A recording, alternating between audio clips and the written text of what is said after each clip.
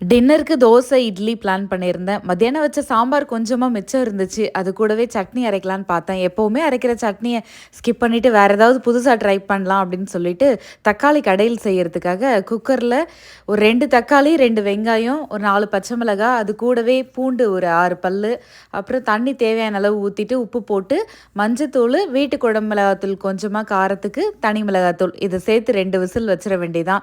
நடுவுல மைலோவ கொஞ்சம் கவனிக்கலனா போதும். பில்லோ எல்லாத்தையும் பிச்சு, அதெல்லாம் பிச்சு வச்சுருச்சு. ஒரு 2 அடி போட்டு கீழ இறக்கி விட்டு வந்தேன்.